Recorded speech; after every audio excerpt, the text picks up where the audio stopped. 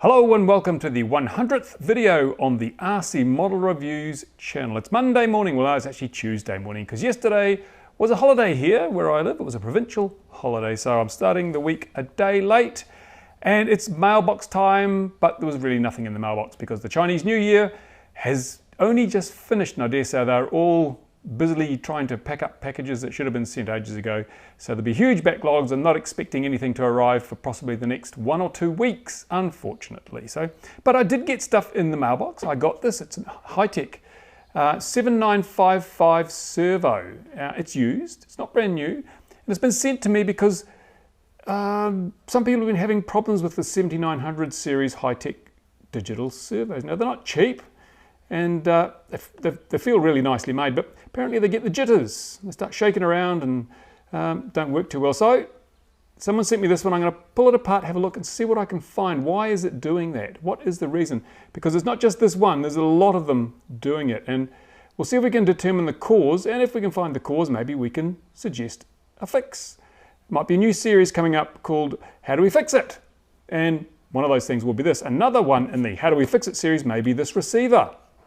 This receiver was involved in a crash on the weekend. It was actually a Rave helicopter that went down and it actually flew out of range. Now, it's a FrSky receiver, you can see, FrSky. And it simply had a lack of range. On the power down range test, I think we were getting like about, what was it, maybe 7 or 8 paces and then it was gone.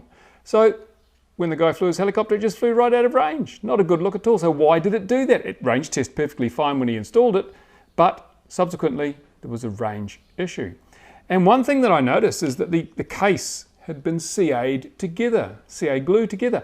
And when I had a look inside on the board, there were traces of CA on the circuit board. Now, perhaps some of the CA wicked in and got onto the circuitry. I'm going to have a close look at that and just see if that might have affected the receiver and caused it to lose its range. So we'll run a bit of an inspection on this receiver. We'll check out the servo. We'll see how do you fix it. Most of the time, it's not worth fixing, unfortunately, because these things are so damn cheap. And so usually so damn reliable. So this is an unusual event when we have a piece of this kind of gear that actually fails. Because I know there are many, many thousands of these in use all over the world every weekend without any problems at all. Now, as you know, this is my full-time gig and I thought I'd update you with the status so far. How well am I doing? How many Porsches have I bought? And is the Rolls-Royce back from the groomer yet? Well, I fear none. No, I haven't bought any Porsches and I don't have a Rolls-Royce. In fact, I can't tell you exactly how much money I have earned from the YouTube videos in January because you're not allowed to tell people that. Part of the AdSense agreement is you shall not tell people how much money you make exactly. So suffice to say, I'll give you a clue.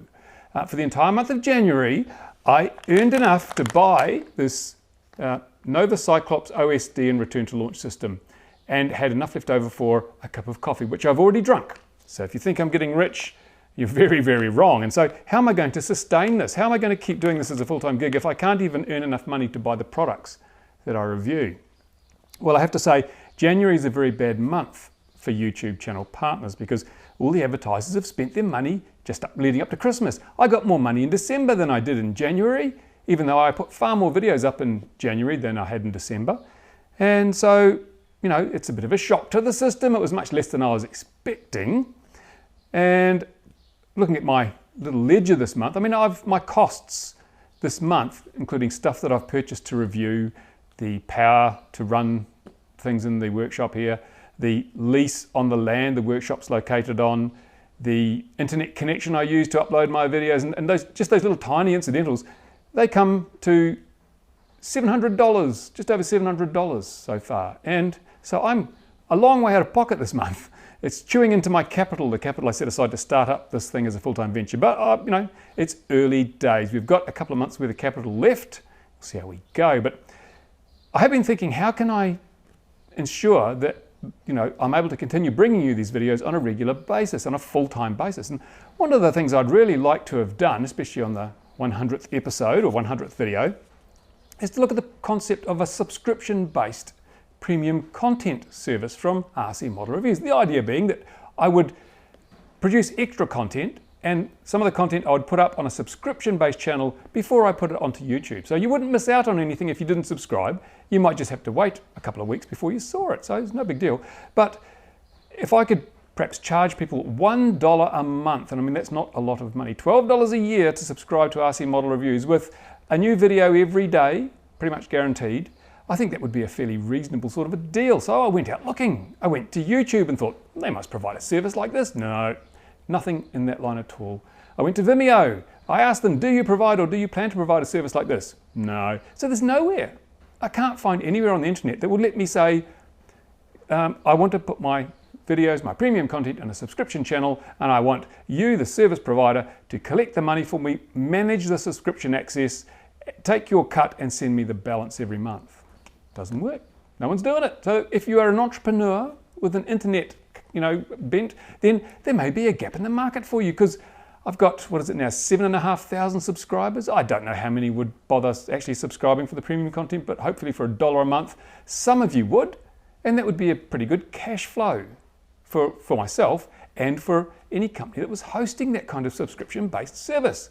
So in the meantime, I'll just keep putting it up on YouTube and hope that advertisers start spending advertising dollars again, because in the quiet period after Christmas, I think YouTube's almost giving away advertising because no one wants to buy it. So when you see an ad on this video or up on the corner up here, I'm not getting paid for it really. Nothing much is happening. And just while on the subject of that, don't click on the ads because you think it's going to give me money, because it doesn't. It just gets me into trouble if you click on an ad just for the sake of clicking on it.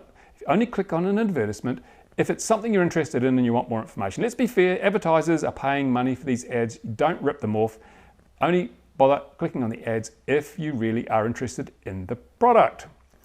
Now, but if you've got any other ideas about monetizing the work I'm doing here, the content I'm creating, then hey, let me know. I'd be all ears. I'd really love to hear it, because as I say, things have to pick up in the next few months, or I have to reconsider my position as a full-time RC product reviewer. But other things you can do to help: tell people about RC Model Reviews. I've got 7,500 subscribers roughly, and that might sound like an awful lot, but I'm sure there's a lot more people interested in RC model products than that out there. So a lot of people don't know about RC Model Reviews. Go and tell them. When you're talking to people at your local club, say, hey, have you seen RC Model Reviews? If someone's saying, how do I do this? And you know I've done a video, point them at the video and suggest they subscribe.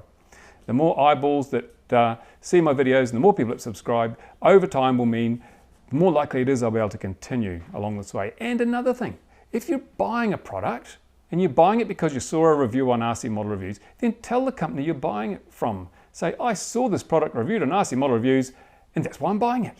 And then maybe they'll say, ooh, we should submit some products to RC Model Reviews for review, because if it's good, we make sales. Now, obviously, that would be one way of reducing my costs. If I got more stuff I didn't have to buy, instead of emptying my pockets to buy the review product, if people send me products, then it saves me money.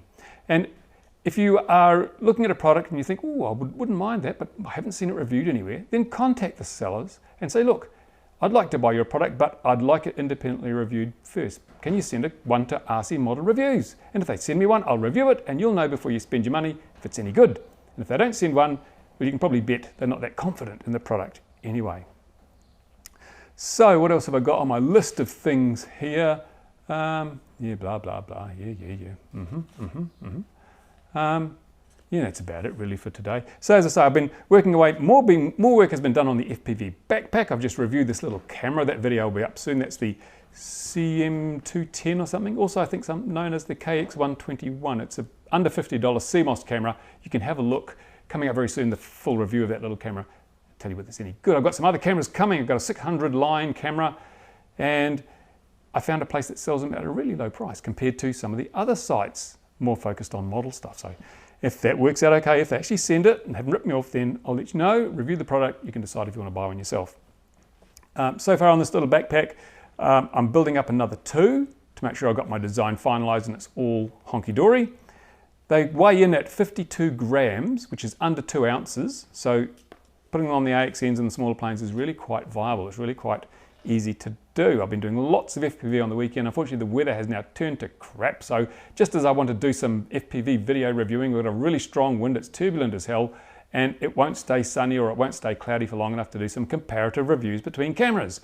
Damn it. So I'll be doing that later. I'll be setting up probably the Hobby King EPP FPV model up there with several backpacks and several cameras and several receivers, several recorders. I'll fly one flight and you'll be able to compare side by side the video from all the different cameras I'll be reviewing. That'll be very interesting setup. And I'm still waiting for the bits from China for the FPV visor. Fingers crossed, Chinese New Year's finished. Hopefully they'll get around to it really soon. In the meantime, that's it for today, the Monday edition, which is now on Tuesday. And I thank you for watching. We'll see you again very soon on RC Model Reviews.